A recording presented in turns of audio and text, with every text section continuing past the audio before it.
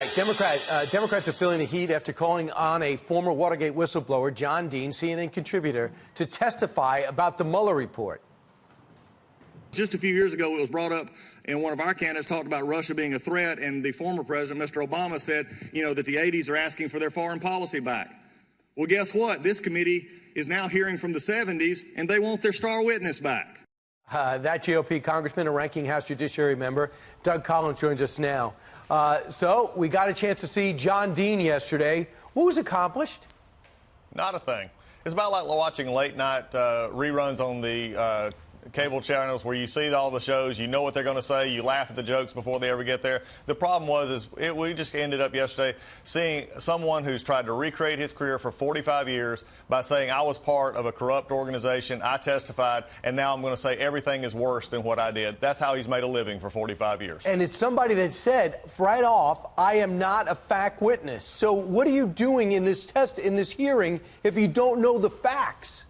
That's a great question for my chairman and the rest of the Democrats. Why are you bringing in someone except for star value? Let's be very honest. What they wanted there was they wanted the word Nixon and impeachment because they were trying to tie that word to the president. They cannot find any other way to tie this president to anything else except through innuendo and off-candid remarks. So they want the impeachment there so that they let their base think that they're actually doing something, when in reality, they're just simply rehashing old times. And then they brought in 2 U.S. attorneys who have made it a living basically to get on MSNBC and CNN and other networks basically saying that Trump is bad and that if we'd have been there, we would have done this. Well, they wasn't there. They wasn't part of the Mueller investigation. And they're simply 2 basically law professors giving their opinion. Congressman Collins, now we see the underlying documents have been handed over, are going to be handed over to a degree, to the Judiciary Committee. Are you concerned they're going to be taking the sensational elements and trying this case in a different way, saying, we are better prosecutors than the Mueller people were? Are you concerned that one of the 19 attorneys might be working covertly with the Democrats on this?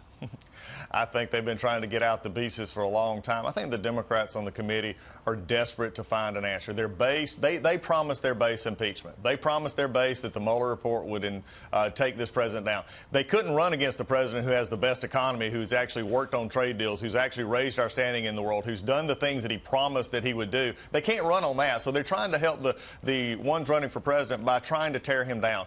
What we're finding out here is that they're going to take little bits and pieces, and they're going to say, well, what about this? But my question to our committee is, the Mueller report had unlimited resources, many investigators, grand jury, subpoena options, everything that we don't have. How is our committee, who can't even seem to get through a hearing yesterday without it looking like a total joke, how are they going to actually investigate better than a Mueller who was fully funded and was after a specific reason? We're not going to be able to do that. They're just trying to tar this president. We saw the scope memo. It was a letter written to Jerry Nadler saying the Attorney General will be looking into what started this investigation. We know that John Durham is in place, has been at this for a while. Horowitz is about to release his report. Do you believe this is an effort to have this narrative overwhelm or at least equal the sound on this side?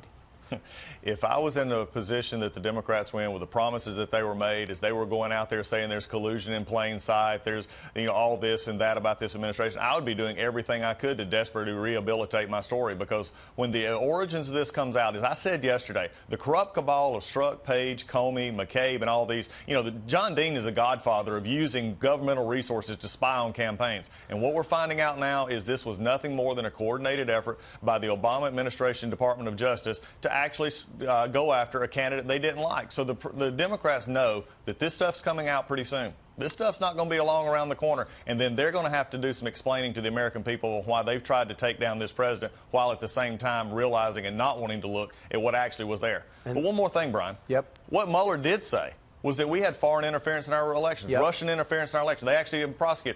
But has my chairman scheduled any hearings on trying to fix that? Have they tried to actually schedule a hearing on trying to find out exactly what Mueller did find in the affirmative? No, because all they want to do is go after the president to satisfy a rabid base.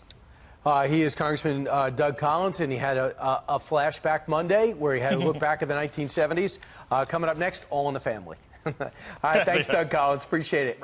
All right, take care. All right.